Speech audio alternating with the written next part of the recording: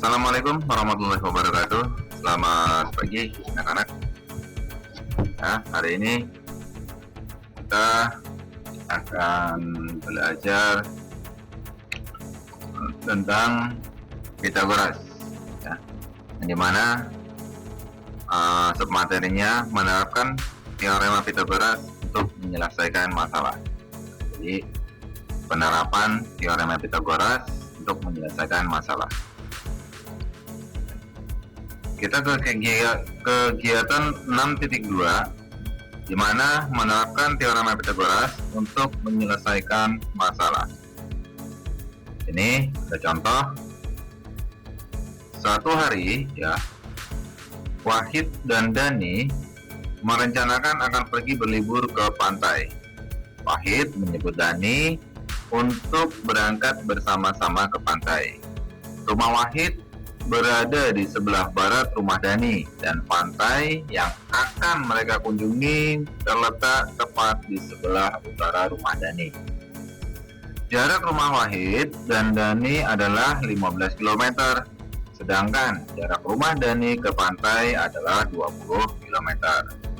Jika kecepatan rata-rata bersepeda motor Wahid adalah 30 km per jam, tentukan selisih waktu yang ditempuh Wahid antara menjemput Dani dengan langsung berangkat ke pantai. Jadi di sini sebelum ke pantai, Wahid menjemput si Dani ke rumahnya dengan jarak 15 km. Ya. Sedangkan kalau dia tidak menjemput si Dani, dari rumahnya ke pantai, langsung ke pantai, itu jaraknya berapa? Alternatif penyelesaian. Nah, di sini ada gambarnya, ya. Ada ilustrasinya. Di sini rumah Wahid dan di sini rumah Dani. Dari rumah Wahid ke rumah Dani ini ada 15 km. Nah, sedangkan dari rumah Dani ke pantai itu ada 20 km. Nah, sedangkan berapakah jarak rumah Wahid ke pantai? Oke, berdasarkan gambar dapat diketahui total jarak yang ditempuh Wahid menuju ke pantai, yaitu 15 ditambah 20, itu sama juga dengan 30 km, ya. Berarti dari rumah Wahid ke Dani, dari rumah Dani ke pantai, berarti 15 km ditambah 20 km. Nah, sehingga dengan kecepatan rata-rata 30 km per jam, Wahid yang dibutuhkan untuk sampai ke pantai adalah 35 km. Berarti 30 km per jam itu sama juga dengan 1,67 jam atau setara dengan 70 menit. Oke. Namun, jika Wahid tidak perlu menjemput Dani, maka menggunakan teorema Pitagoras dapat dicari jarak terpendek dari rumah Wahid ke pantai.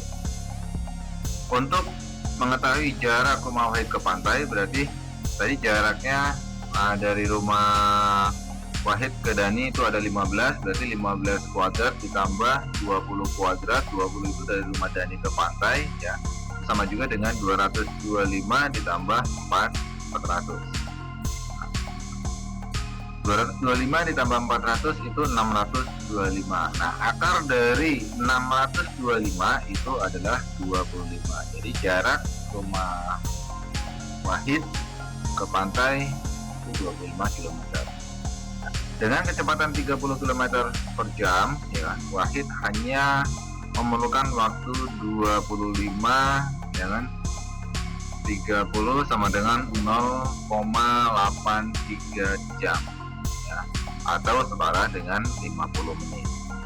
Berarti nanti selisihnya, jadi selisih waktu antara Wahid menjemput dengan tidak menjemput Dani adalah, tadi jika menjemput Dani itu waktunya 70 menit, jika tidak menjemput Dani itu waktunya 50 menit. Berarti selisihnya 70 dikurang 50, yaitu 20 menit.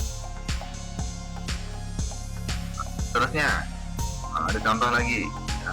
Dua pesawat sedang terbang melintasi kapal induk.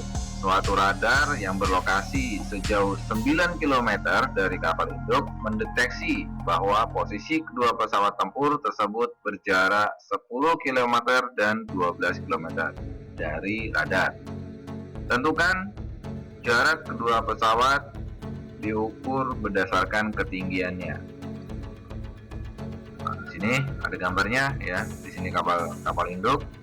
Di sini ada gambar radar yang mana jarak dari kapal induk ke radar itu ada 9 km ya.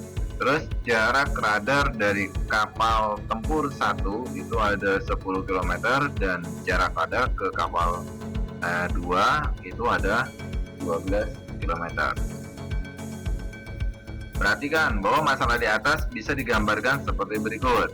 Berdasarkan gambar di samping, jarak kedua pesawat yang dimaksud adalah panjang CD. Ya, jadi kita ilustrasikan dengan gambar segitiga, yang dimana titik B kita ibaratkan dengan kapal induk, titik A ini kita ibaratkan dengan radar, berarti C ini kita ibaratkan dengan kapal tempur 1, dan titik D kita ibaratkan dengan kapal tempur 2. Jadi gambarnya seperti ini. Jadi jaraknya atau CD-nya ini yang akan kita cari. Oke. Untuk menentukan panjang CD, terlebih dahulu kita akan menentukan panjang BC dan BD berdasarkan teorema Pythagoras. Jadi untuk menentukan panjang CD ya, kita tentukan dulu panjang BC ya, dan BD-nya. Jadi BC-nya berapa dan BD-nya berapa. Oke, BC ya, ini BC kuadrat sama dengan AC kuadrat dikurang BAB kuadrat. Oke, berarti AC kuadrat sama dengan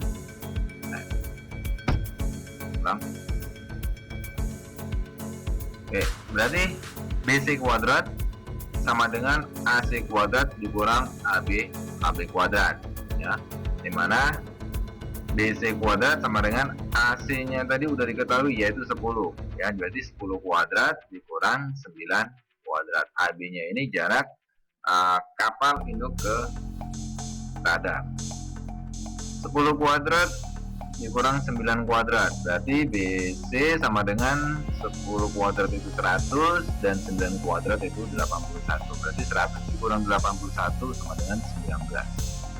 Nah, berarti BC sama dengan akar 19. Akar 19 itu sama juga dengan 4,35. Terus sekarang kita tentukan panjang BD. Nah, panjang BD berarti BD kuadrat sama dengan AD kuadrat dikurang AB kuadrat.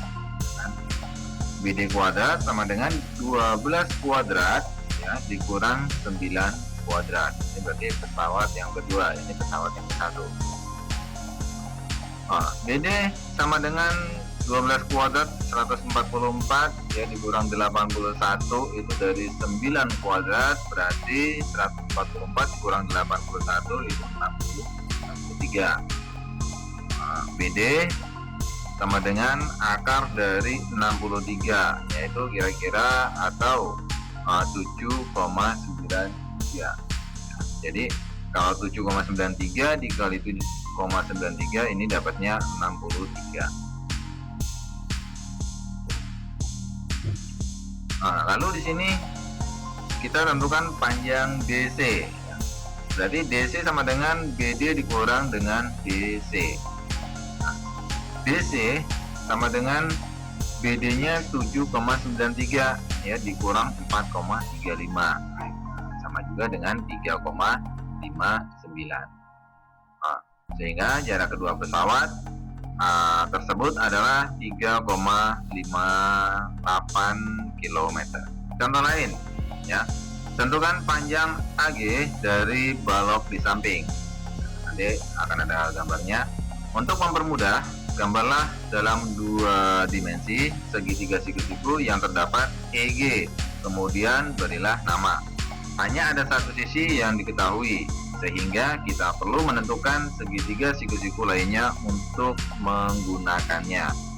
Nah, di sini ada gambar balok ya, yang mana kita harus menggambar segitiga siku-siku dengan garis di EG, berarti dari E ke G ini akan kita gambar.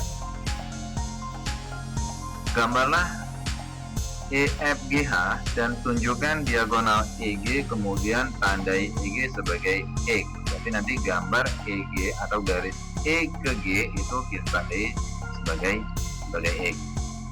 Nah, terus gunakan teorema Pythagoras untuk menentukan panjang EG. Oke, di sini gambarnya ya, yang mana titik E ke G itu ada X. Jadi berarti kita bisa mencari berapa nilai X-nya. Nah, kalau kita keluarkan lagi gambar yang di bawah, berarti gambarnya akan seperti ini. Maka bisa kita cari X kuadrat sama dengan A kuadrat ditambah B kuadrat. Kan? Jadi X kuadrat sama dengan A kuadrat itu 5 ya, 5 berarti 5 kuadrat, dan B nya itu 10 berarti 10 kuadrat. X kuadrat sama dengan 5 kuadrat itu 25 ditambah 10 kuadrat itu 100, sehingga jika kita jumlah menjadi 125. Nah, X sama dengan akar 125. Akar 125 itu sama juga dengan akar 25 dikali 5, atau 25 ini bisa juga 125 ini 25 dikali 5. Akar 25 itu 5 dan 5 itu tetap akar 5, sehingga X-nya itu 5 akar 5. Oke. Lanjut, tempatkan pada segitiga AEG. Ya, ini masih soal yang tadi.